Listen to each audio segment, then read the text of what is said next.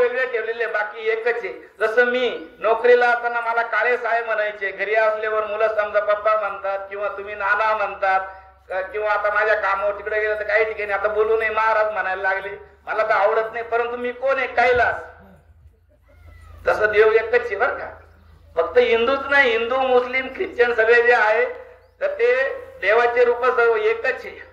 पहिला जो आहे निर्गुण निराकार, दुसरा सगुण साकार आणि तिसरा निर्गुण निराकार, सगुण साकार आणि निर्गुण साकार असे तीन देव. ब्रह्म म्हणजे निर्गुण निराकार, हे सर्व विश्व व्यापूर आहे ते ब्रह्म. ब्रह्म म्हणजे काय?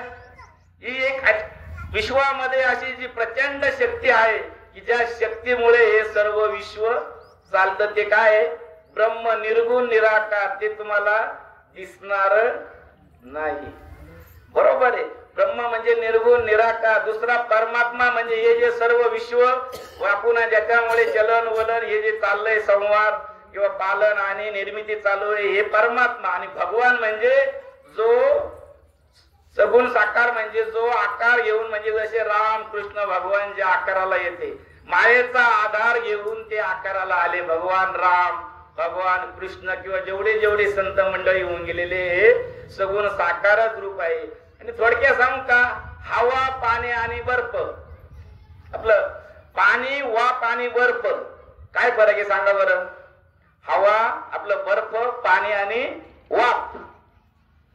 पाणी, वाफ आणि बर्फ तिघांचं तत्व काय? H2O. बरोबर आहे. तत्व मात्र एक आहे. भले त्यांचे जे रूप वेगळे असतील पण एकच आहे. कळलं का नाही? बर्फ तेच, पाणी तेच, वाफ तेच. तसं परमेश्वर जो आहे सर्व एकच रूप जरी अलग असले, किंवा हवा, वारा आणि वादळ काय फरक आहे? हवा हलते का? कधी कधी शांत हवा असते, आपल्याला कळत नाही.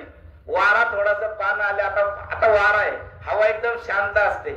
आणि वादळ आहे ते एकच. तसं परमेश्वर हा एकच आहे, सगुण निर्गुण नाही भेद. दोन्ही टिपऱ्या एकची नाद, सगुण निर्गुण नाही भेद. मला फक्त एकच सांगायचं की असा जो परमात्मा आहे, जो सर्व विश्व व्यापून आहे, असा जो विश्व, त्या पांडुरंग परमात्म्याकडे तुकाराम महाराज म्हणतात, देवा आता ऐसा. आता म्हणजे कधी? तुकाराम महाराज ज्या वेळी संसारानंतर 21 वर्षानंतर जे साधक अवस्थेमध्ये जात असताना सर्व त्यांनी वेदाचा, शास्त्राचा, ग्रंथांचा, सर्व ग्रंथांचा अभ्यास केल्यानंतर, परंतु सर्व झाल्यानंतर, परमार्थात आल्यानंतर, भक्ती मार्गात आल्यानंतर त्यांना जे खरं सुख मिळत नव्हतं. त्यांनी तर ते साधक होते, परंतु त्यांनी सर्व ग्रंथांचा अभ्यास केला आणि मग त्यांच्या डोक्यात आलं की आता म्हणजे मी आतापर्यंत जो भक्ती मार्ग केला तोपर्यंत मला सुख मिळालं नाही. ते फक्त प्रयत्न करत होते. परंतु आपणही आता या शब्दाचा म्हणजे मी आता 60 वर्षापर्यंत जर परमार्थ केला नसेल, 60 वर्षापर्यंत जर माझा देहाचा विसर मला पाडता येत नसेल, तर आता तरी तुम्ही करा. किंवा मागच्या जन्मामध्ये तुम्हाला हा देहाचा विसर पाडण्याच्या लायक नव्हता, कुठे होतो आपल्याला काय माहिती. म्हणून तुम्ही आता तरी करा. किंवा यावेळेस म्हणजे परमेश्वराचं नामस्मरण करायला, कारण याच जन्मी घडे देवाचे भजन आणि काही ज्ञान नाही कोठे. आणि म्हणून तेव्हा तुम्हाला तो शरण जाण्याला योग्य नव्हता. आता तुमचा देह म्हणजे शरण जाण्याला योग्य आहे की किंवा देहाचा विसर पाडण्याला योग्य आहे. म्हणून तुकाराम महाराज मगाच बोललो, तुकाराम महाराज जरी देवाला बोलतात, आम्ही बी देवाला असंच बोलायचं बरं का शेवटपर्यंत. तुम्ही आता कल्पना करायची, तुकाराम महाराज नाही बोलत, तुम्ही बोलताय. जेव्हा जेव्हा मी बोलतो ना, बघा मनाला कल्पना करा. कारण तुकाराम महाराज शेवटी काय म्हणले, तुका म्हणे नको वरपंग द्यावा, मला वरपंग भक्ती नको, मला भावशुद्ध भक्ती पाहिजे. आता तुकाराम महाराज म्हणतात, देवा आता ऐसा करी उपकार. उपकार म्हणजे काय? उपकार आणि परोपकार काय फरक आहे दोघांमध्ये सर? उपकार आणि परोपकार आपण बरोबर बोलतो. उपकार म्हणजे एखाद्या व्यक्तीला मदत केल्यानंतर परत त्या व्यक्तीकडून काहीतरी घेण्याची अपेक्षा, त्याला उपकार. आणि परोपकार म्हणजे एकदा त्या व्यक्तीला मदत केली की परत त्याच्याकडून कुठल्याही प्रकारची अपेक्षा करायची नाही, याला परोपकार म्हणतात. आपण काय करतो, वाटीभर भाजी दिली आपल्याला वाटीभर कढी मिळते, बरोबर आहे की नाही? याला काय म्हणतात? याला उपकार. पण परोपकार कोणता आहे? सत्यत्वाची काय, पुण्य ते परोपकार, पाप ते परपीडा. बघा किती सोपा. परोपकार बोलले, उपकार नाही. पुण्य ते परोपकार, पाप ते परपीडा, अनेक नाही जोडा दुजासी. म्हणजे परोपकार. तुकाराम महाराजांनी देवाकडे काय बोलले उपकार, कारण त्यांना देवाकडून काय घ्यायचंय, देहाचा विसर पाडून घ्यायचाय, म्हणून तुकाराम उपकार बोलले, परोपकार नाही बोलले ते. आणि म्हणून तुकाराम महाराज म्हणतात की हा एक उपकार कर. देवाने 7 गोष्टी उपकारी सांगितलेल्या. महाराजांनी परवा सांगितलं, मी जास्त वेळ घालीत नाही. 7 गोष्टी, त्या कुठल्याही प्रकारची अपेक्षा करत नाही त्या गोष्टी, बरं का. खरं म्हणजे ते परोपकार म्हणावं लागल. कोणत्या? सूर्य, चंद्र, नदी, गाय, अजून काय राहिलं, आणि संत महात्मे, आणि अजून वृक्ष. सांगा ना, या 7 गोष्टी कधीही आपल्याकडून अपेक्षा करत नाही. तरी तुकाराम महाराज म्हणतात फक्त संत का, संत हे जिथे जागते सजीव मूर्ती आहे, म्हणून बाकीच्या ज्या गोष्टी आहेत त्या निर्जीव आहे, वृक्ष आहे, आणि त्या प्रत्येक वेळेस उपकार करत नाही. नदी तुम्हाला 12 महिने उपकार करते का? नाही. आता आहे का नदीचा उपकार? वृक्षाचं पण तसंच आहे. आपल्याला जास्त वेळ घ्यायचा बी कारण नदीचं तसं, वृक्षाचं तसं, झाडाचं तसं. सूर्याचं काय? सूर्य सकाळी कसा ऊन देतो, दुपारी कसा देतो, आणि संध्याकाळी कसा देतो, ते सुद्धा कधी कधी आपल्याला तो काय देतो, ताप पण देतो. म्हणून तो प्रवचन लेट घेतलं ना आपण, बरोबर आहे की नाही? म्हणजे हे जे जरी करत असाल तरी चंद्र सुद्धा कमी कमी, चंद्र कोरी कमी कमी होत जातो. आणि चंद्राला लांछने आपल्याला माहिती, चंद्र मे जे आलांछन, मार्तंड जे तापहीन, बरोबर आहे. आणि म्हणून तुकाराम महाराजांनी हे जे 7 उपकारी, याच्यापेक्षा संत सर्वात उपकारी, कारण त्यांचे उपकार कधीही पिटणार नाही. केले उपकार सांगो काय, बाप न करी ऐसे माय, धर्मे त्यांच्या ते केले पाय, दिले अभय अक्षय दान गा. आणि म्हणून तुकाराम महाराज म्हणतात, हे देवा मला तू एवढाच उपकार कर की माझ्या देहाचा विसर पाड. आता देहाचा विसर पाडणे म्हणजे काय? देहाचे विसर पाडण्याचे 3 प्रकार आहे, बर का. पहिली गोष्ट, दारू पिऊन, गांजा पिऊन, आफू पिऊन कुठली नशा जर केली ना सर, त्या वेळेपुरतं देहाचा विसर पडतो. खरंय का नाही खोटं? मी तर काही पिलो नाही, पण सांगावं मी ऐकलेलं आहे. सर बरोबर आहे की नाही महाराज, संजय महाराज? देहाचा विसर पडतो. मोठ्या महात्म्याचं तुम्हाला सांगतो बरं, माझं काही नाही. आपण त्या वेळेपुरतं त्या व्यक्तीला, दारू पिणाऱ्याचे माझ्या मोठ्या महात्म्यात ऐकलं 2च गोष्टीमुळे मनुष्य दारू पितो, बरं का. पहिली गोष्ट, जीवनामध्ये टेन्शन, घरामध्ये ताण तणाव किंवा कष्ट करून जीव थकला असेल थोडस, ते घालवण्यासाठी दारू पितो. आणि दुसरं, अति पैसा. प्रमाणापेक्षा जास्त पैसा आला की मनुष्य या नशेच्या आहारी, किंवा शरीर जर कष्टाने जातं. हे मजूर लोक दारू का पितात सर? खरं सांगतो मी, दारू पिण्याचं कारण इतकं त्यांचं शरीर दुखून जातं की ते म्हणतात 8 तास आम्हाला देहाचा विसर पडतो. तसं जर असतं तर मग तुकाराम महाराज बोलले असते ना, पण का? परंतु मग त्यामध्ये आपले इंद्रिय अनियंत्रित होतात, तामसी वृत्ती निर्माण होते, म्हणून आपल्याला याचा विचार करायचा नाही. बरं, दुसरं, झोपेमध्ये काय सांगा ना, झोपेमध्ये देहाचा विसर पडतो का नाही? तुम्ही रात्री झोपता, सकाळपर्यंत तुम्हाला कळतं का काय सर? बरोबर आहे की नाही? पण मात्र स्वप्नामध्ये तो देहाचा, स्वप्नामध्ये जर स्वप्न पडलं तर मग काही तो देहाचा विसर नाही. स्वप्न जर रात्रभर जर तुम्हाला स्वप्न पडले तर तुमची पूर्ण झोप नाही, बरं का दौलत महाराज. झोप काय म्हणतात? झोप म्हणजे खरं एकदम काय ती झोप नाही म्हणाल, ती फक्त काय नावाला स्वप्न, म्हणजे ती पूर्ण झोप नाही. आणि म्हणून हे जरी असलं तरी ती काही काळापुरते असते. मग आता 3रा प्रकार तुकाराम महाराजांना जो मान्य, देहाचा विसर पडणे म्हणजे काय? तसं जर पाहायला गेलं तर हे उलट बोललंय तुकाराम महाराजांचं. देहाचा विसर पडल्यावर कसं काही व्यवहार करायचे? बऱ्याच वेळा आपण कधी कधी प्रवचन करताना किंवा एखाद्या गोष्टीत सांगताना किंवा का हो सर कधी कधी तुम्ही भाषण करताना तुम्हाला भानच राहत नाही, कधी कधी आपण बोलत राहतो, त्यावेळेस काय होतं आपला विसर होतो, आपल्याला वेळेचं भान राहत नाही. बऱ्याच वेळेस मी वाचता वाचता बऱ्याच वेळा मी ज्ञानेश्वरी वाचत राहतो, चहा येऊन ठेवलेला असतो, त्यावेळेस आपल्याला कळत नाही. याला काय म्हणतात? हा देहाचा विसरच. किंवा जे शास्त्रज्ञ लोक ज्यांनी शोध लावले, अहो हे शोध लावता लावता यांना कसलाच भान राहत नाही, तो सुद्धा देवाचा विसर. तुकाराम महाराजांना देहाचा विसर पडणे म्हणजे थोडक्यात आपला जो मी कोणी नाही, मी ब्रह्म आहे, मी माझे तुझे हे जे म्हणतो ना, हे ज्या वेळे जोपर्यंत आमचं जात नाही, आमचा थोडक्यात साध्या भाषेत अहंकार जोपर्यंत मी आहे, अहम आहे, मी माझे आणि तुझे, न दरी टाकी परते ओझे, हे जे मीपणाचं किंवा अहंकाराचं जे ओझ जात नाही तोपर्यंत देहाचा विसर पडत नाही. थोडक्यात मी ब्रह्म आहे अशी भावना निर्माण होणं. काय जोपर्यंत तुम्ही म्हणाल मी शरीर आहे, मग माझे नातेवाईक आहे, माझं हे आहे, माझं घर आहे, माझं दार आहे, आणि हे सर्व जीवाला दुःख देतात. जेव्हा तुम्ही म्हटलं मी फक्त मी देह नाही, मी कोण आहे? ब्रह्म आहे. मी कोण आहे? सच्चिदानंद रूप आहे, सच्चित आनंद आहे. खरं म्हणजे देव तर कसा आहे? सुखरूप आहे. बरोबर आहे. सुखरूप ऐसा तुझ्या कोण सांगा, माझ्या पांडुरंगा सारिका तो. देव सुखरूप आहे. आम्ही कोण आहे? देवाचे अंश आहे.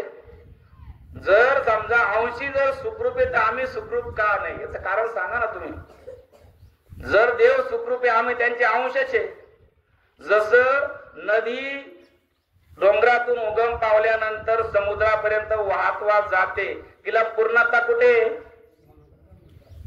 समुद्रात गेल्यावर तिला पूर्णता आहे. तुका म्हणे गंगा सागर संगमी, अवघ्या झाल्या उर्मी एकमय.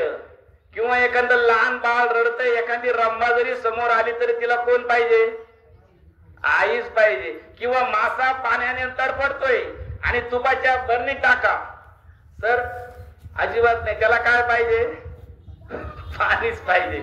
आणि म्हणून जोपर्यंत आपण या देहाचं जे देहाविषयी जी आसक्ती जी आहे किंवा देहासक्ती जी म्हणतो, तुकाराम महाराज म्हणतात ही देहासक्ती जोपर्यंत जात नाही तोपर्यंत मला तरीच हा जीव सुख पावे माझा, तोपर्यंत माझ्या जीवाला सुख मिळत नाही. सुख सुख म्हणजे संसारामध्ये जे आम्ही मिळवतो ना, गाडी बंगला पैसा अडका, ह्या सुख सोयी. बर का सर, सुख सोयी बोला, सुखाचे साधन बोला. माझा बंगला, माझी गाडी, माझं हे सगळं, याला सुख नाही म्हणता येणार.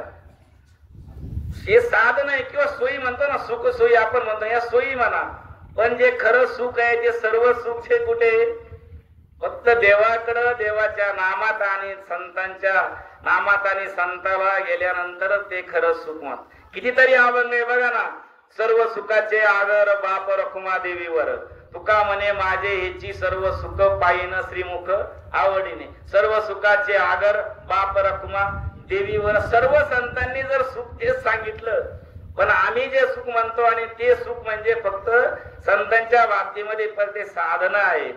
आणि हे जे आहे जोपर्यंत आता देहाचा विसर पडल्यानंतर काय अवस्था होते? देहाचा विसर पडणं म्हणजे आपलं जे शरीरामध्ये चार जे अंतःकरण चतुष्टय म्हणतात किंवा जे 10 आपले इंद्रिय आणि मध्ये 11वं काय आहे? मन. मन, बुद्धी, चित्त आणि अहंकार आपल्या शरीरामध्ये कोणी पाहिले? आपल्या शरीरामध्ये या 4 गोष्टी, आणि या 4 गोष्टीवरच संसारही चालतो आणि परमार्थही करतो बर का. ह्या जर 4 गोष्टी, मग शेवटच्या चरणात तुकाराम महाराज जे बोलले ना, वरपांगी भक्ती, त्याचाच विषय मी तुम्हाला सांगतो. जोपर्यंत तुमचं मन, जोपर्यंत तुमचं चित्त, जोपर्यंत तुमचे हे जे मन, बुद्धी, चित्त आणि अहंकार, ह्या गोष्टी जोपर्यंत तुम्ही देवाला अर्पण करत नाही, कारण हे ज्या गोष्टी हे सर्व याला कारणीभूत आहे. बघा, हे मन, बुद्धी आणि इंद्रिय, माझी भाषा कळलं ना, कळते ना. आतमध्ये आपलं मन आहे, एक आतमध्ये बुद्धी आहे आणि इंद्रिय आपले 10 इंद्रिय. हे आतमध्ये यांचं कंटिन्युअस भांडण चालू असतं बरं का. आतमध्ये मनाचं, इंद्रियाचं आणि बुद्धीचं. आतमध्ये तुम्ही चांगलं मनाला विचार करा, मन काय म्हणतं, बुद्धी काय म्हणते आणि इंद्रिय काय म्हणतात. आणि ज्या वेळेस मन आणि इंद्रिय यांचा योग होतो ना, ज्यावेळेस ते एकत्र होतात तिथं भोग होतो. आणि ज्यावेळेस मन आणि बुद्धी जेव्हा एकत्र येते त्याला काय म्हणतात, योग बर का. आणि आम्ही सर्व त्या भोगाच्याच मागे लागतो. कारण आमचं मन जे आहे, आमचं मन जिकडं जाईल तिकडं जातं. मनाचा काय स्वभाव माहितीये का, जसं पाणी उताराला जात तसंच मनाचा स्वभाव आहे. ज्या वाईट गोष्टीकडे मन धावतं हा निर्णय आहे. कधी बघा तुम्ही, मन चांगल्या गोष्टी परमार्थात यायला मन कधी हे होत नाही. मन हे वाईट गोष्ट आले. आणि असं जे मन आहे, हे जे मन आहे ना, या मन आणि बुद्धी, तुम्हाला एक दृष्टांत सांगतो म्हणजे तुम्हाला कळेल मन, बुद्धी आणि इंद्रिय कसे असतात. 4 मित्र असतात, त्याच्यामध्ये चौघांमध्ये एक मित्र महाराजांचा पोरगा असतो. कशाला दुसऱ्यांचा घ्यायचा, म्हटलं महाराजांचाच पोरगा घेऊ ना. 4 मित्र असतात सर, 3 मित्र पिणारे असतात, चौथा महाराजांचा पोरगा असतो. पण मैत्री त्याला विलास नाही. संगती 3 प्रकारची सर, संगती, सत्संगती, विसंगती आणि दुसंगती बर का. चांगल्यांची संगत, वाईटांची संगत. आणि विसंगत काय, विसंगत काय सांगू, विषय आपला थोडा दूर जाईल. तुमचा मेवना तुमच्या घरी आला किंवा माझा मेवना माझ्या घरी आला, प्युअर दारू पिणार आहे, पण मला मजबुरीने त्याच्या बरोबर बसावं लागतं की नाही सर. दाजी तलाव शिले खतरनाक आहे बरं. आणि चुकीचं बोललो सर, चांगला विचार करा. तुम्हाला टाळता येत नाही, मेवना आहे. अहो आपला सक्का जर भाऊ आला आणि मेवना आला, आपली बायको चहा करताना कोणाच्या चहा मध्ये दूध जास्त पडेल सर, खरंच सांगा. माझ्या आपल्या बायकोचा भावाच्या चहामध्ये थोडं तरी दूध जास्त राहील, प्युअर दूध राहील, बरोबर आहे सर. विसंगती मला काय सांग आठवलं म्हणून, ही लय खतरनाक आहे. वाईटाची संगत मान्य आहे, चांगल्याची संगत मान्य आहे, पण यांचं काय. आणि याच्यामध्ये लोक फसले बर का बरेच. मला अनुभव आलाय तो. बरेच असे मुंबईला मी 40 वर्ष नोकरी केली. अहो अशा माझे मित्र कधी अरे मेवना आला, आज दांडी मारतो, आज काय ते बाजारात जातो, 5 किलो मग आणतो, ते आणतो, दारूची बाटली आणि हीच विसंगत, हीच माणसाला फार खतरनाक असते. जाऊ दे आपल्याला विषय. मी काय सांगत होतो, 4 मित्र होते. मला फक्त मन, बुद्धी आणि इंद्रिय याच्यावर सांगायचंय. ध्यासा विसरावर विषय आला सांगू. झालं असं की ते फिरायला जातात आणि मस्तपैकी चांगल्या पॉश हॉटेलमध्ये, बिअर बार मध्ये जातात आणि गाडी उभी करतात. आता जसं त्या महाराजांच्या मुलाने पाहिलं की गाडी तर बिअर बारच्या हॉटेल समोर उभी केली आणि मग मित्राला म्हणतो बाबा मी काही येत नाही बर का. त्याचं मन काय होतं, त्याचं मन काय सांगतं की त्याचं मन सांगतं, मित्र म्हणतात चला आपण जाऊ. त्याचं मन काय सांगतं की अरे नाही नाही मी महाराजांचा मुलगा आहे, लोकांनी पाहिल्यावर मला काय म्हणेल. पण त्याचे मित्र काय म्हणतात, अरे तुला काय करायचं, फक्त येऊनच बसायचंय मध्ये, काही तू पिऊ नको, फक्त आमच्या बरोबर ये. मग त्याची बुद्धी काय म्हणते, हा यार खरी गोष्ट आहे, चला आता मित्र आहे जाऊन बसू. त्याची बुद्धी म्हणते. इकून तिकून ते आतमध्ये जातात. आतमध्ये गेल्यानंतर 4ही मित्र 4 पॅक भरतात, 4 ग्लास भरतात. आता हा काय म्हणतो, बाबा मी दारू पिणार नाही, मला जर लोकांनी पाहिलं, लोक हा भजन, याचं मन म्हणत असतं की, पण याची बुद्धी काय सांगते, नाही नाही काय नाही, थोडी घेऊ घे, थोडी जास्त नाही घे, थोडी घेऊ, लोकांना कळणार नाही काय. आणि एक मन काय सांगतं, नाही नाही यार ते जर पिलं तर लोकांनी जर रस्त्याने पाहिलं तर लोक तुला नावं ठेवतील, किंवा वास आला तर लोक म्हणतील महाराजांचा मुलगा कसा. आणि शेवटी त्याची बुद्धी काय सांगते, नाही नाही मी थोडं घेईल आणि वाटल्यास पान खाईल म्हणजे वास येणार नाही. आणि तो शेवटी घेतो. इथं काय होतं, मन, बुद्धी आणि इंद्रिय, त्याचे इंद्रिय शेवटी असे राहतात की माणसाला मजबुरी करतात. मला काय सांगायचंय, मन, बुद्धी, चित्त आणि अहंकार याच्या चार गोष्टी एकमेकाचा संमत. हे मन जे आहे ना, जोपर्यंत तुमचं मन शुद्ध होत नाही, तुमचं चित्त शुद्ध होत नाही, आणि अहंकार तर 24 तास आतमध्ये लपलेला आहे बर का, तो फक्त वेळेवर बाहेर येतो बर का. माझ्या असं अहंकार लपलेला असतो, पण तो वेळ काढल्यावर बाहेर, जसे मोड कसे निघतात बीजे, तसं तो अहंकार वेळ. आणि तुकाराम महाराजांचे काय प्रमाण आहे, अहंकार गेला तुका म्हणे देव झाला, आणि अहंकार आला तुका म्हणे वाया गेला. बरोबर आहे. चित्त पण तसंच आहे, कारण हे मन जे आहे ना फार चंचल आहे. या मनाचा आतापर्यंत कोणालाही शोध लागला नाही. भगवान कृष्णाला अर्जुनही म्हणतात चंचल आहे मन कृष्ण प्रमाते बल व दृढ. मन हे अत्यंत चंचल आहे, आणि हे मन चंचल स्थिर करण्यासाठी एकच मार्ग, हे जे मन आहे ना, जेव्हा परमेश्वराच्या चिंतनात जाईल परमार्थामध्ये, मन हे राम झाले, मन हे राम झाले, निवृत्ती घासून कैसे प्रवृत्तीशी आले. एकदा मन तुमचं स्थिर झालं, मनाची चंचलता थांबली, मनाची स्थिरता झाली, आणि आतमध्ये असलेला हा कोण, हरिपाठात काय म्हणले, सर्वा घटी राम, सर्वा घटी राम देहा देई एक सूर्य प्रकाशक सहसर. तुमचं एकदा मन चंचल मन स्थिर झालं, आणि मनाची स्थिरता, आणि हे असं चंचल असलेलं मन जेव्हा अंतःकरणात आले, या हृदय अंतःकरणामध्ये एकत्र येतात, त्यावेळेस जी स्थिती होते तिला काय म्हणतात, खरं सुख. आणि त्याच वेळेस खरा देहाचा विसर पडतो.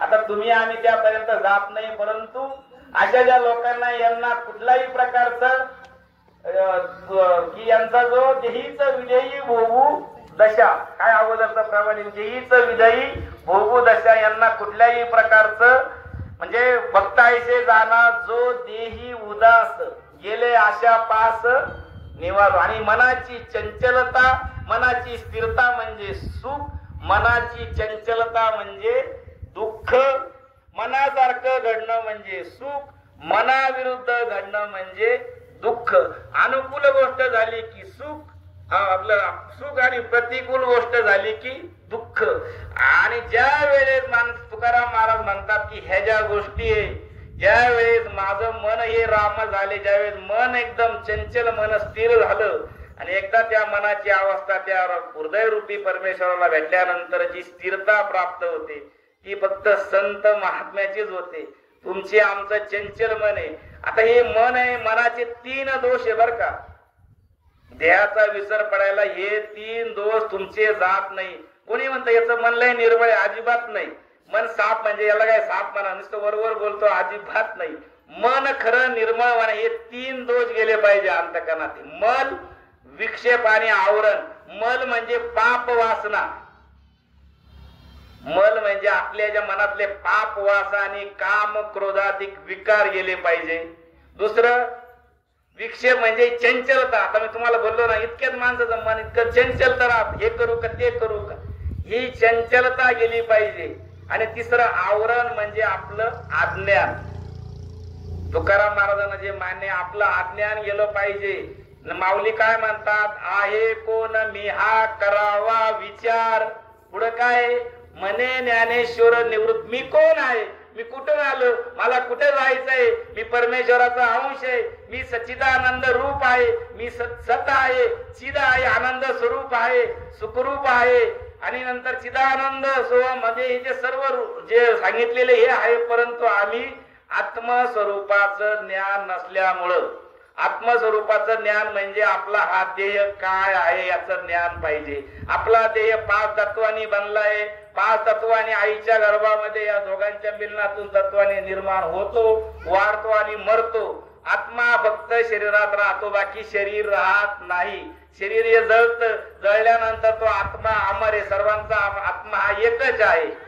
आणि आत्मा जातो म्हणजे मोठ्या महात्म्याच्या तोंडून ऐकले का आपलं मनच जातं बर काही.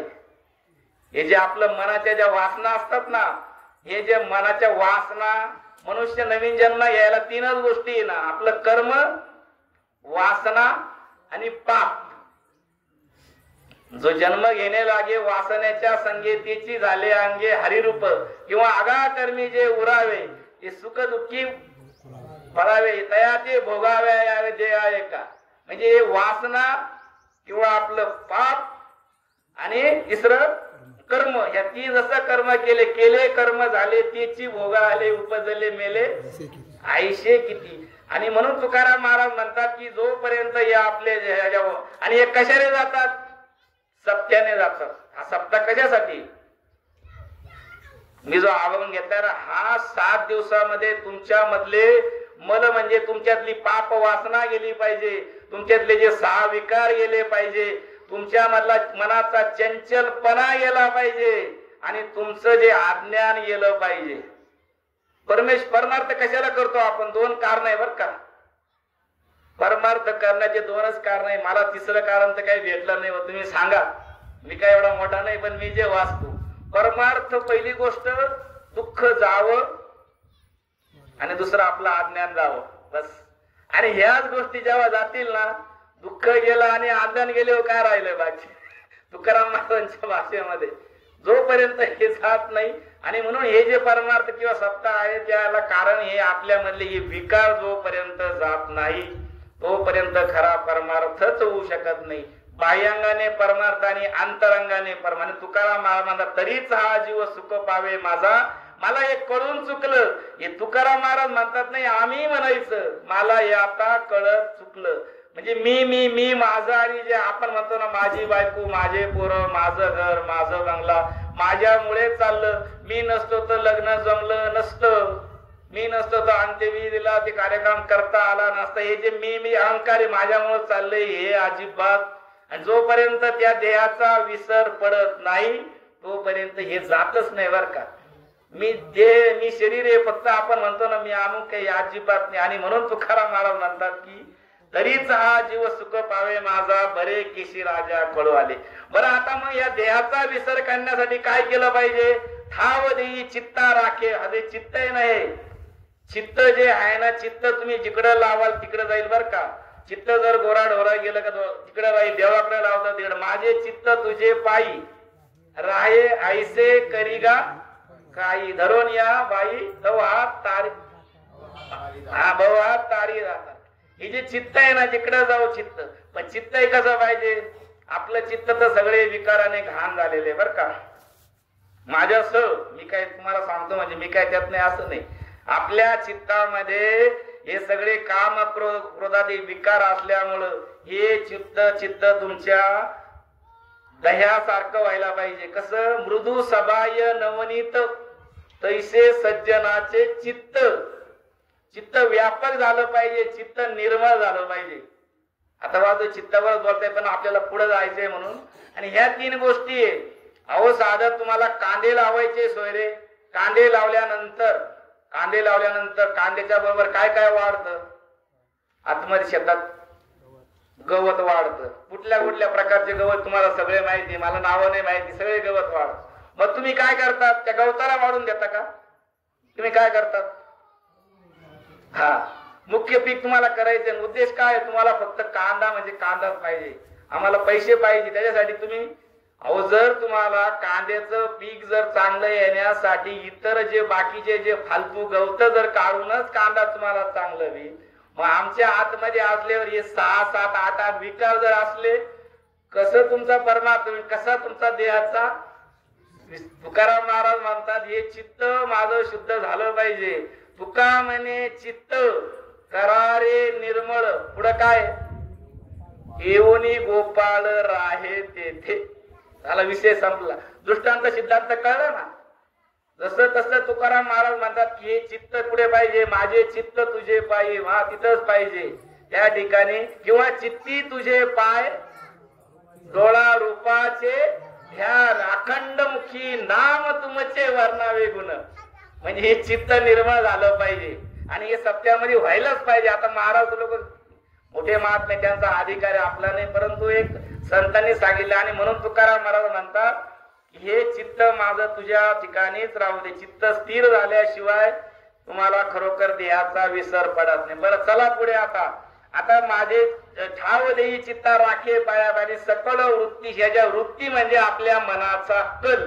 मग तुम्हाला मी बोलून गेलो, शब्द जरी येत असले, आपलं जे मन आहे ना, वृत्तीची म्हणताना दोन वृत्ती आहे, प्रवृत्ती आणि निवृत्ती. साध्या भाषेत निवृत्ती म्हणजे परमार्थ, मी जास्त खोल जात नाही, आणि प्रवृत्ती म्हणजे संसार, जास्त खोलात जात नाही. बरोबर सर?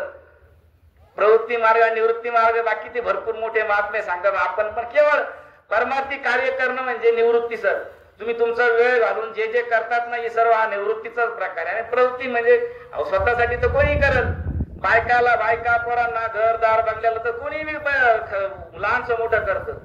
मी करतो, तुम्ही केलंय, सगळेच करतात. पिलंही जन्म देतात, मोठे होतात. याच्या व्यतिरिक्त जे केलं जातं हे खरं परमार्थ आहे. खरा काही करा तुम्ही, याच्या व्यतिरिक्त काय नाही तर सगळं जग करताय ना, काय विशेष. आता सरळ करतात, मी करतो, नोकऱ्या केल्या, पण याच्यापेक्षा तुम्ही भलेही धनाने नाही तर मनाने वाणीनं काही केलं तरी ते खरं महत्व. आणि तुकाराम महाराज म्हणतात, या ज्या सगळ्या वृत्ती म्हणजे माझी वृत्ती जी आहे सात्विक वृत्ती राहू दे.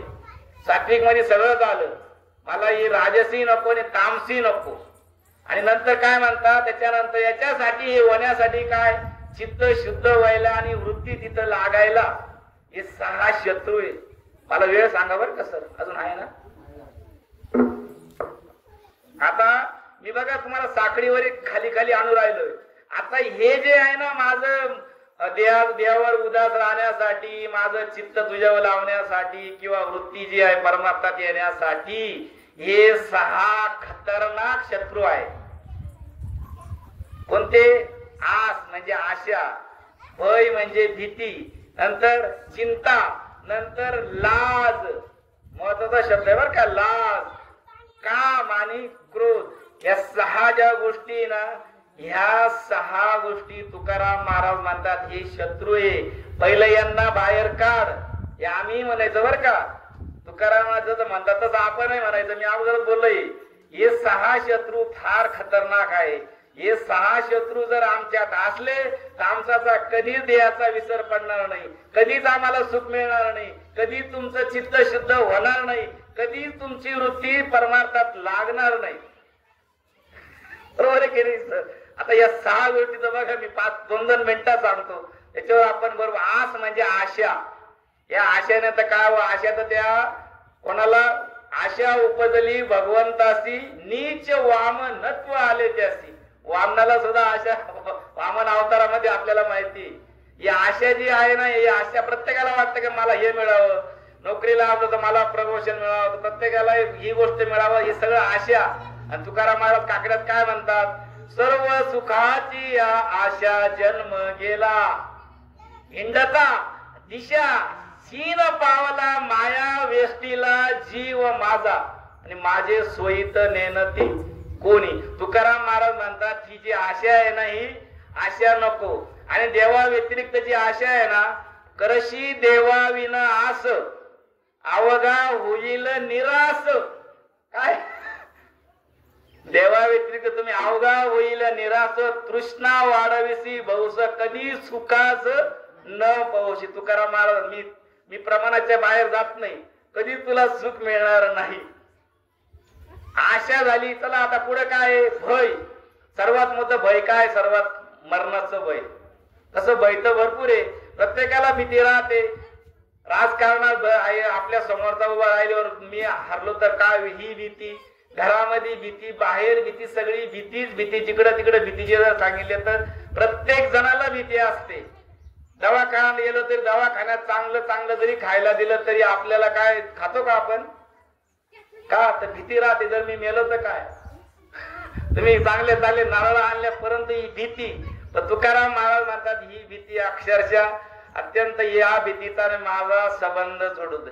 भय नाही जन्म घेता मोक्ष सुख अनुभवला. आता ही भीती सुद्धा मला माझ्या अंतःकरणातून काढून टाक. चला पुढे चिंता, इथं फारच खतरनाक आहे.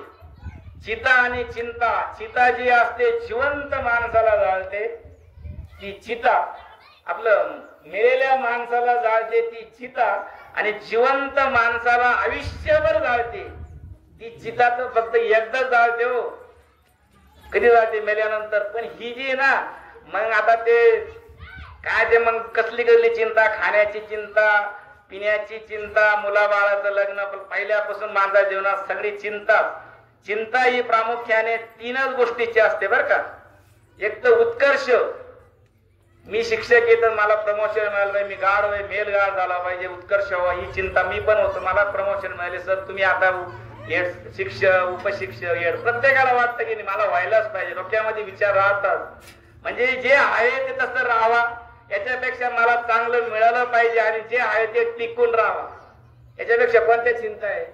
जी गोष्ट आहे तिच्यापेक्षा जास्त मिळावा. बरोबर सर, जी गोष्ट आता मला तिच्यापेक्षा जास्त, बरं नाही जास्त तर कमीत कमी खाली तर येऊ नये किंवा त्या लेवलला राहावा ही चिंता. आणि म्हणून आज वय चिंता, लज्जा, लाज, खरं म्हणजे परमार्थात लाज नसावी. टाळ मृदुंग वाचा कीर्तनात लाज नसावी, नाचताना लाज नसावी. पण उलट झालेले की आहे, नीच कामी न धरी लाज, नीच काम करताना लाज नको. भगवान कृष्ण म्हणतात जेव्हा ते पांडवांचं यज्ञ चालायचे तर ते काय करायचे, सर्वात जेवण झाल्यानंतर ज्या पत्तर वाया उचलायचं काम हल्लीचे नवीन पोरं उचलती नाही, ते काम भगवान कृष्णाने करावा. किंवा साधा वया भक्ती का नाही लाज धरीत, 5 ठिकाणी लाज असावी आणि 5 ठिकाणी लाज नसावी. 5 ठिकाणी कुठे लाज नसावी, विद्या संपन्न करताना लाज नसावी, बरं का. त्याच्यानंतर दुसरं, पोटासाठी धन कमवण्याची लाज नसावी. तिसरी गोष्ट, जेवण करताना लाज नसावी. आणि चौथं, व्यवहार करताना कधीही माणसाने लाज धरू नये. आज आमचा महाराष्ट्र मागे राहिला काय कारण आहे खरं सांगा. मी मुंबईत राहिलेलो आहे, मुंबईमध्ये सर्व भय्य लोक आले आणि टोपल्या घेऊन बिचारे धंदे करतात. आपण का करत नाही, आपल्याला लाज वाटते. माझ्या मेवणीने पाहिलं तर म्हणशील बघा एवढा शिकलेला आणि अहो या भय्य लोक करोडपती झाले हो. याला कारण ते राज ठाकरे साहेब बोलतात की मराठी माणूस मागं राहिला, पण मी सांगेल मराठी माणूस लाजेमुळे मागं राहिला. सर ग्रॅज्युएट पोरगा शिपाईचं काम करीन का सर, नाही करती पोरं, मी काय करू हे काम. म्हणून या गोष्टीमध्ये लाज. आणि कुठे लाज असावी, लाज असावी निषिद्ध कर्म करण्याची. शास्त्रामध्ये 7 गोष्टी निषिद्ध सांगितलेल्या आहेत. काय, चोरी करणे, मांसाहार करणे, परस्त्रीगमन करणे, शिकार करणे आणि परदारागमन करणे आणि वेश्यागमन करणे, या 7 आणि मांस भक्षण, या 7 गोष्टीची लाज असावी. पण आता आम्हाला त्याची लाज राहिली नाही. आणि म्हणून तुकाराम महाराज म्हणतात की आज भय चिंता, लज्जा, काम, क्रोध तोडावा संबंध यांचा. माझा आता पुढे राहिले काम आणि क्रोध. अहो हे तर फारच खतरनाक आहे. या कामा क्रोधाने तर तुम्हाला पुराणापासून वेद शास्त्र पुराणास असून तो अभंग काय, येडका मदन तो केवळ पंचानन, धडक मारली शंकरा केला रावणाचा शेंदा, दुर्योधना मारली गदा घेतला, धडक मारली नारदा केला ब्रह्मायाचा मातेरा, इंद्रचंद्राशी धराला लाविला जन तो. अहो मोठमोठे केवळ पंचा. अहो किती किती लोकांनी, म्हणजे असे जे आहे की त्या लोकांनी जर काम आणि काम क्रोध लोभ येणं, हे बघा ते जुळे भय बघता. काम म्हणजे काय हो, काम म्हणजे फक्त शारीरिक भोग नाही बरं. काम म्हणजे कुठलीही वस्तू मिळवण्याची इच्छा. आणि काम आणि क्रोध आणि लोभाचा काय संबंध आहे, एखादी गोष्ट मिळवण्याची इच्छा इंद्रियाने करणं म्हणजे काम. ती मिळवण्यासाठी प्रयत्न करणं किंवा ती मिळवण्यासाठी जर प्रयत्न करता करता जर मिळाली नाही तर क्रोध. बरोबर आहे की नाही. राग कधी येतो आपल्याला, एखादी गोष्ट आपण करायला गेलो आपल्या मनाविरुद्ध झालं म्हणजे अपूर्णतेमध्ये क्रोध. आणि ती गोष्ट मिळाल्यानंतर मला कायम कायम मिळत जावं, तिला काय म्हणतात, लोभ. म्हणजे पूर्णतेमध्ये पूर्णता झाली तर परत अजून मिळावा मला असं वाटतं. आणि अपूर्णतामध्ये क्रोध येतो. म्हणजे पूर्णतेमध्ये काय वाटतं, लोभ वाढत जातो आणि अपूर्णतेमध्ये माणसाला क्रोध येतो. बघा राग काय येतो आपल्याला, हेच कारण आहे, बाकीचं काय. आणि म्हणून तुकाराम महाराज म्हणतात की ह्या गोष्टींचा संबंध जेव्हा मी तुटला जाईल. बरं मग आता हे होण्यासाठी तुकाराम महाराज काय म्हणतात नंतर, बघा साखळी वर काय अभंगाची. आता तुकाराम महाराज काय म्हणतात, माग नेते एक हेची आहे. आता या वरच्या ज्या तुम्हाला सांगितलेल्या गोष्टी काय कर, देवा नाममुखी आणि संत संग, हे तुमच्या सप्त्यामध्ये. म्हणजे देवा हे जे मी वर सांगितलं ना सगळं पडण्यासाठी, माझ्या अंतःकरणामध्ये नामस्मरण राहू दे. कारण नामस्मरण जे आहे, नामस्मरणामध्ये मनाची चंचलता थांबते, मन स्थिर होत. बाकी ह्या जे इतर मार्गाला जे वाईट मार्गाला गेलेलं मन इथं होतं. काय हरिपाठात ते मनोमार्गे गेला तो येथे मुकाला. मनोमार्ग म्हणजे वाईट मार्ग, मनोमार्गे गेला तो येथे मुकाला, हरिपाठी स्थिरावाला. आणि म्हणून तुकाराम महाराज म्हणतात की मला संत संगती देई चरण सेवा, जेने हा तुझा विसर न पडावा, हाची भाव माझ्या जीवा पुरवी देवा मनोरथ. किंवा आपण शेवटी म्हणतो बघा, मागणे ते एक हेची प्रती आहे, देशील तरी पाये पांडुरंगा. पुढे काय, या संतास निर्वी हेची मज देई अनेक काही पांडुरंगा. तुका म्हणे आता उदार तू होई, मज ठेवी पायी संताची. आणि म्हणून तुकाराम महाराज म्हणतात की मला संताचं संग आणि नामस्मरण हे माझ्या एवढंच मागणं. आणि शेवटी शेवटच्या चरणामध्ये तुकाराम महाराजांचा अतिशय जीवनामध्ये या भारतात नाही जगाला आदर्श, तुका म्हणे नको वरपंग सेवा देवा. तुकाराम महाराज म्हणतात ही वरपांगी भक्ती मला नको. रात्रीच महाराजांनी प्रत्येक महाराज सांगू राहिले ही वरपांगी म्हणजे वरवर दिखाऊ भक्ती. सर्व जिकडं तिकडं काय म्हणतात ना, देवा पायी नाही भाव, भक्ती वरी वरी वाव. ही जी भक्ती आहे वरपांगी भक्ती नाही. भक्ती ही अंतःकरणातून पाहिजे. मी तुम्हाला सांगितलं ना, खरी भक्ती कोणती आहे, निष्ठावंत भाव, भक्ताचा स्वधर्म, निष्काळ हे वर्म चुकू नये, निष्काम निश्चरी विठ्ठली विश्वास पाहू नये आस आहे कांची. खरी भक्ती ही आहे. किंवा तुकाराम महाराज काय म्हणतात, ह्याची थोर भक्ती आवडते देवा. पुढं काय, संकल्पावी माया संसाराची. संसाराची माया म्हणजे संसार सोडायचा नाही, फक्त संसारावरच प्रेम ओढायचं. आणि इकडं कबीर महाराजांकडे एक आला, म्हणे भक्ती कशी असते म्हणे. महाराज हिंदीमध्ये विचारलं भक्ती कैसा रहता है. तर कबीर महाराज बोलले अरे कुछ नहीं. याने एक शेत होत, इधर के उखाडना और उधर लगाना.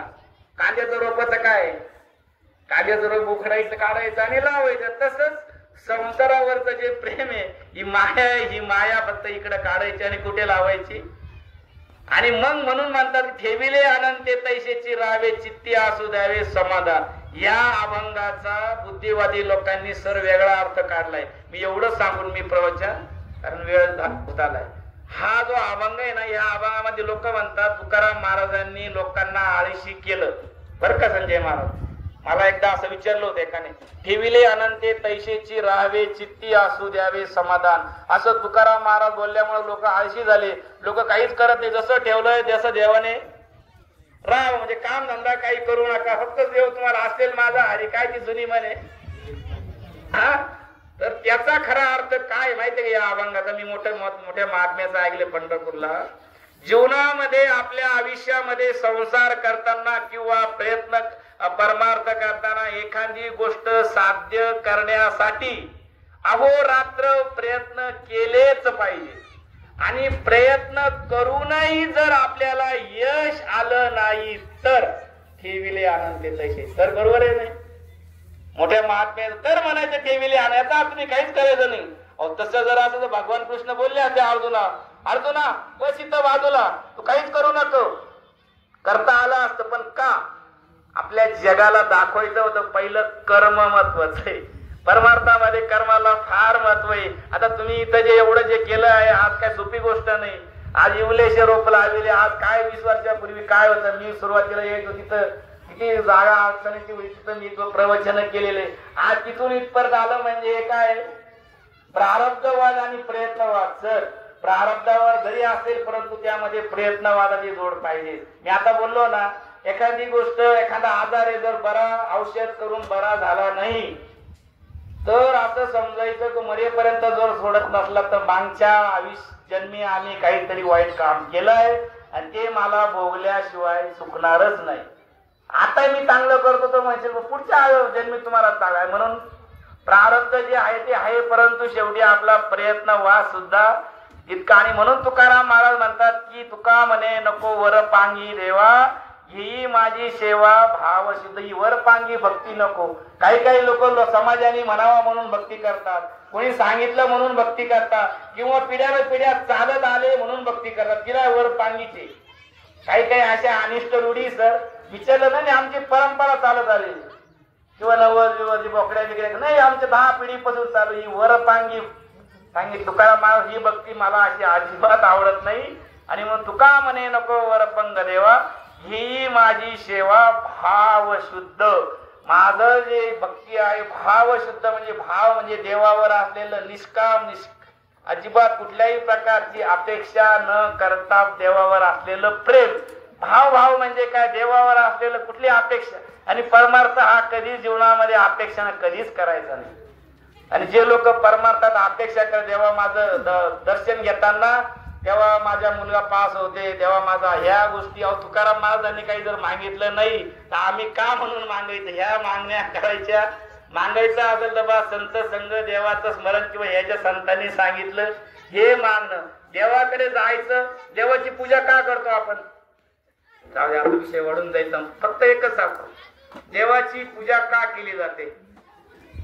तसं तुकाराम महाराज म्हणतात, ही पूजा मी सगळं पाणी वाहतो हे तुझं, फळ वाहतो तुझं, दान देतोय किंवा धान्य देतो हे तुझं सगळं, मी काय उपकार करतो? सांगा तुम्ही. आपण देवाला चारणे देतो. देवा म्हणतात तुका म्हणे माझं अवघे तुझे नाम धूप दीप राम. पूजा करणं म्हणजे देवाची मंदिरात जाणं म्हणजे थोडक्यात आपल्याला परमेश्वराने हा जो देय देवाने दिलेला आहे याच्यावर उतराई होण्यासाठी देवाकडे फक्त बाबा तू मला एवढा हा जो देय दिलाय त्याच्यावर उतराई होण्यासाठी माझ्याकडे हा देय आहे, याच्यापेक्षा मी काही करू शकत नाही. म्हणून निमित्ताने जे धूप दीप किंवा जे नैवेद्य बी दिलं जातं, खरं म्हणजे हा उतराई होण्या, बाकी कुठल्याही प्रकारची अपेक्षा करण्याची गरजच नाही. आज भगवान, आज हनुमंतरायाचं मंदिर आहे. भगवान हनुमानाकडून आजच्या कलियुगामध्ये फार शिकण्यासारखं आहे हो. भगवान आपलं मी आता वाचलं ते मागे मी दिवस की हनुमान जे आहे, हनुमान आज नवीन पिढी नाही कशी भक्ती करावा हनुमानाकडून शिकावा, कसा शिष्य असावा हनुमानाकडून शिकावा, कसं धैर्य असावा, मायामधून कसं करावा. आज त्या रावणाच्या लंकेतल्या बाया अशा इतर किती पडल्या पण त्याच्यावर कुठलाही परिणाम झाला नाही. शिकावा तर हनुमानाकडून तुम्हाला सांगतो. शिकायला गेलं तर भल्ली मोठी यादी होईल सर. आता आपल्याला वेळ राहिला नाही. मला फक्त सांगायचं की तुकाराम महाराज म्हणतात की तुका म्हणे नको मला वरपांगी भक्ती नको, हेही माझी सेवा भाव शुद्ध. मला वरपांगी भक्ती नको, शुद्ध अंतःकरणाने. कारण जोपर्यंत भाव शुद्ध होत नाही तेपर्यंत मुक्ताबाई काय म्हणते, ज्याचा भाव शुद्ध झाला दुरी नाही देव त्याला. आणि अजून हरिपाठात अर्धाप्रमाणे भाव बळे आकळे ये रवी ना कळे करतळी आवळे, किंवा भावे विना भक्ती, भक्ती विना किंवा भावे विना देव न कळे निसंदेह. आणि देव म्हणजे सुख बर का. देव म्हणजे सुख, देव म्हणजे समाधान, देव म्हणजे शांती. हे सगळे शब्द जरी वेगळे, सुख पाहिजे तर म्हणजे तुम्ही म्हणतात की सुख पाहिजे ना, लोक म्हणतात मला देवाची गरज नाही, पण सुख म्हणजे देव हे त्यांना कोण सांगत? संतांच्या भाषेत सांगतो. आणि म्हणून बोलता बोलता मी खरं जास्त वेळ घेतला का सर? बोलता बोलता आता असं म्हणतात ना, मग आपण बोललो ना भान राहत नाही माणसाला, तसंच प्रकार झाला. तर म्हणून बोलता बोलता काही योग्य असेल तर स्वामी यादवानंद स्वामी महाराजांचा कृपा प्रसाद समजा, आणि अयोग्य असेल या बुद्धीचा दोष समजून नक्की परत पाठवा. आणि एवढंच बोलून इथेच सेवेला पूर्ण राहा. कुंडली कवरदेव.